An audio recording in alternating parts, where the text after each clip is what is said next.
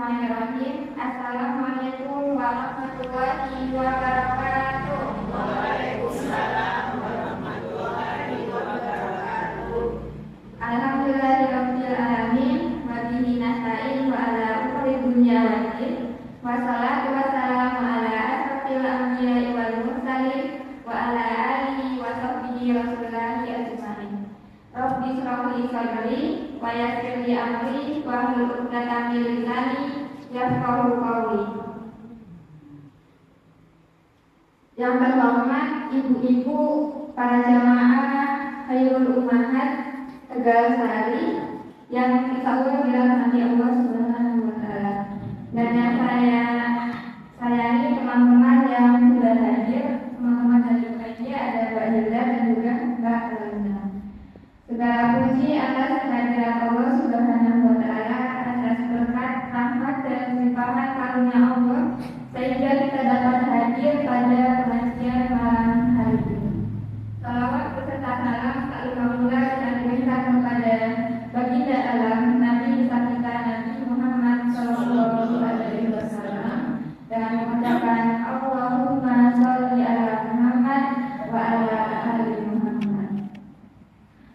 Baik ibu-ibu, tema kajian yang saya ambil yaitu tentang mensyukuri nikmat Allah dan cara bersyukur kepada Allah Subhanahu wa taala. Mudah-mudahan ketika kita pandai bersyukur, ketika kita menjadi orang yang bersyukur, orang Allah melimpahkan rahmat dan karunia kepada kita. Sebagaimana telah Allah sebutkan dalam Al-Quran surat Ibrahim ayat 7 yang berbunyi A'udzubillahi minasyaitonir rajim. La ilaha syakartum la azidannakum wa la ilaha kafartum inna azabi lasyadid. Allah berkata kepada kita semua ibu, la ilaha syakartum, ketika kalian bersyukur atas nikmatku, la azidannakum, maka akan aku tambahkan nikmat itu kepada kalian. Begitu kata Allah ibu.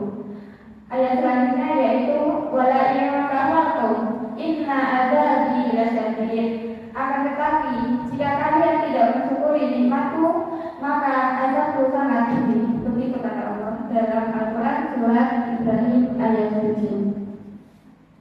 Maka ibu-ibu jamaah sekalian, marilah kita senantiasa bersyukur kepada Allah karena telah diberikan banyak nikmat dan karunia kepada kita. Bagaimana caranya bersyukur? Imam Al-Ghazali membagi syukur itu menjadi 4 ibu.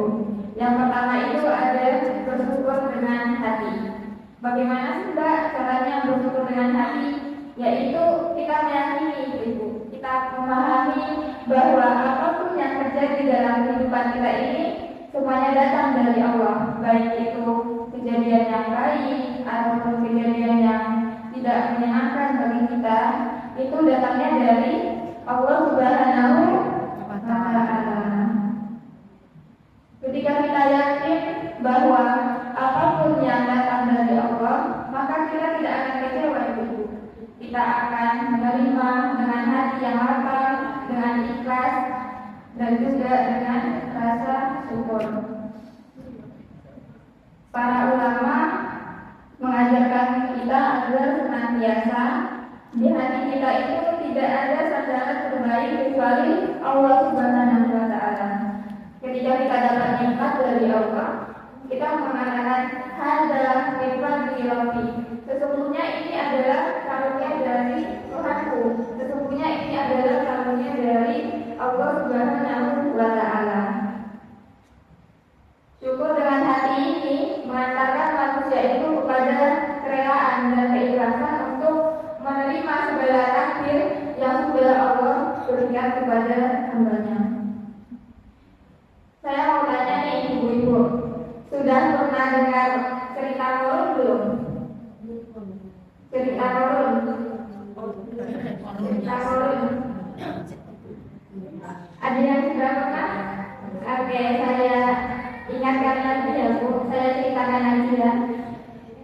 Korun itu merupakan sepupunya Nabi Musa. mempunyai anak yang banyak dan hidupnya tuh serba kekurangan.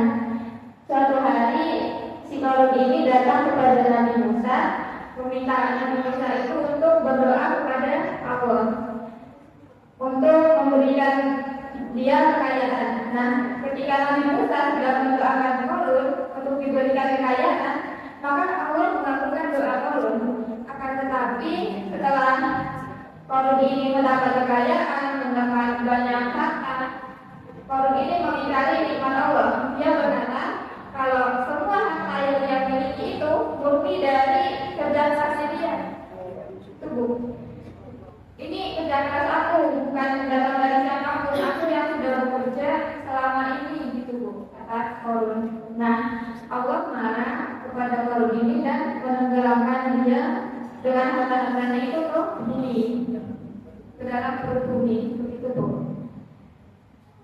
Semoga kisah Korun ini mengingatkan kita agar kita senantiasa bersyukur bahwasanya apapun yang ada dalam hidup kita itu berasal dari Allah Subhanahu wa Ta'ala. Yang kedua itu ada bersyukur dengan lisan Bu.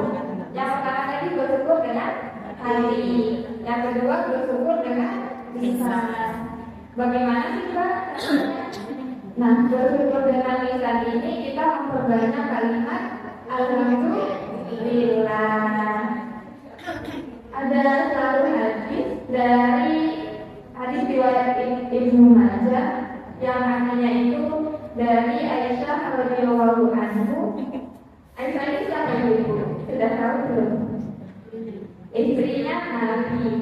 Nah, Aisyah ini pernah berkata bahwasanya kebiasaan Rasulullah Shallallahu Alaihi Wasallam itu ketika beliau mendapatkan sesuatu yang menyenangkan atau sesuatu yang beliau sukai, Nabi ini mengucapkan Alhamdulillahilladzi bi ni'matihi tatimmus shalihat.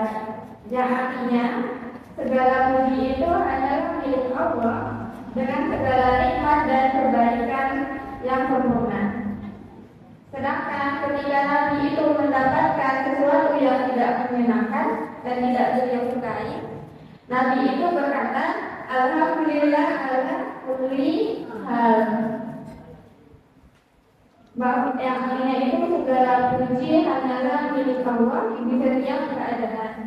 Jadi Nabi itu ketika dapat sesuatu yang menyenangkan mengucapkan syukur kepada Allah, dan ketika mendapatkan sesuatu yang tidak menyenangkan juga bersyukur kepada Allah.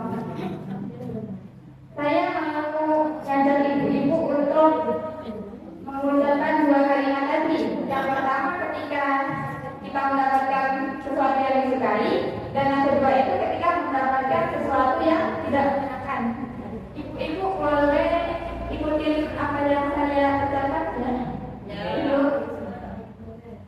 Yang pertama itu ketika mendapatkan sesuatu yang disukai, mengucapkan Alhamdulillahilladzi tatimmus shalihat. Sekali lagi ya Bu.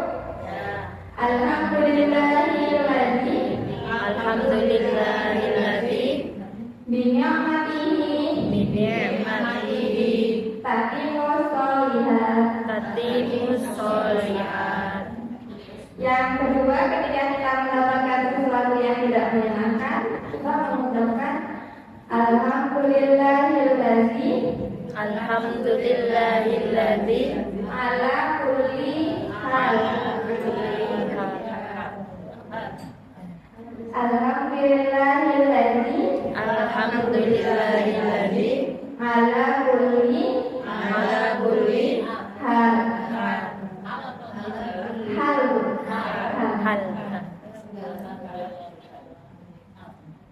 Bahkan ketika kita mendapat musibah saja, Nabi menyuruh kita bersyukur kepada Allah Subhanahu wa Ta'ala. Bisa saja ketika kita mendapatkan sesuatu yang tidak baik, ada sesuatu yang telah Allah siapkan untuk kita, bahkan itu yang terbaik itu. Saya sedikit bercerita ketika saya berangkat ke Jakarta. Saya kan tadi aslinya Riau. Riau itu di Sumatera. Nah, waktu itu ketika saya mau berangkat Ibu, saya kebetulannya ketinggalan pesawat. Dan tiketnya itu sekitar 2 juta kalau untuk ke Yogyakarta. Nah, pada saat ketinggalan itu saya merasa kayak sedih. Tapi saya percaya bahwasanya Allah pasti sudah menyiapkan hal yang terbaik untuk saya gitu.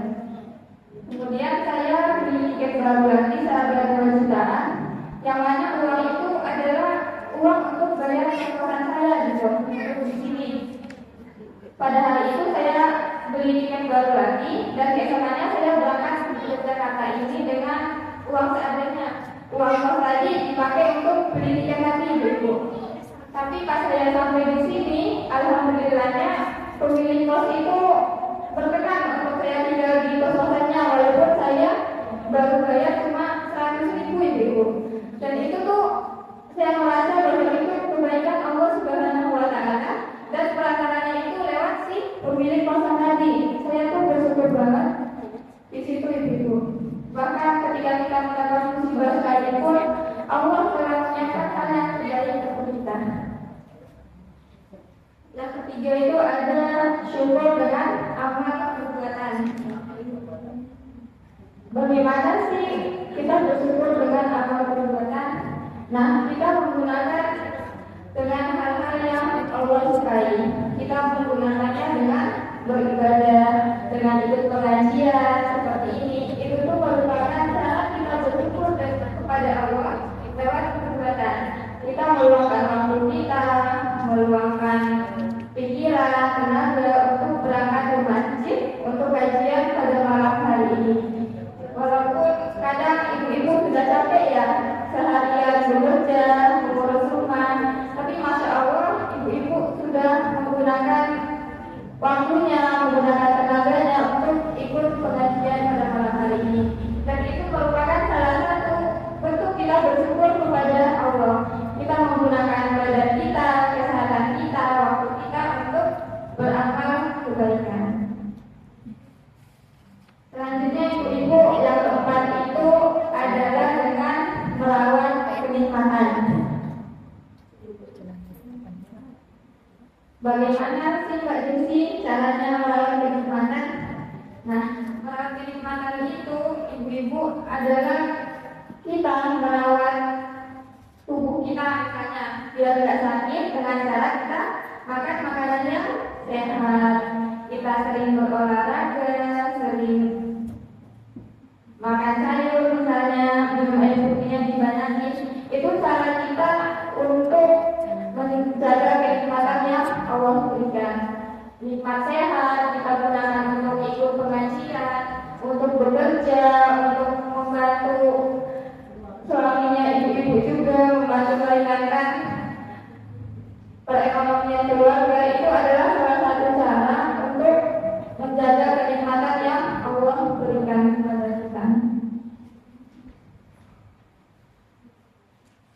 Selain itu, selain menjaga kenikmatan anggota tubuh, sudah seharusnya seorang muslim itu menjaga kenikmatan ilmu, menjaga kenikmatan iman, dan juga keislamannya dari segala penyakit-penyakit iman.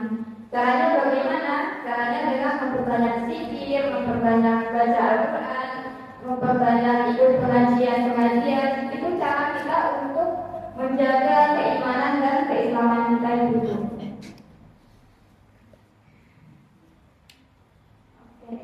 Mungkin ceramah dari saya cukup begini. Nantinya akan dilanjutkan oleh Mbak Baruna. Semoga apa yang saya sampaikan tadi bisa bermanfaat bagi kita semua. Sebelum saya tutup, saya mau bertanya dulu Ibu. Tadi setelah Ibu dengarkan, apa saja cara kita bersyukur? Yang pertama itu ada dengan cara bersyukur dengan hati. Yang kedua bersyukur dengan lisan. Yang ketiga bersyukur dengan amal perbuatan. Bersyukur yang keempat dengan cara merawat kenikmatan. Oke, baik. Terima kasih Ibu-ibu. Semoga apa yang saya sampaikan ini mengingatkan kita kembali untuk senantiasa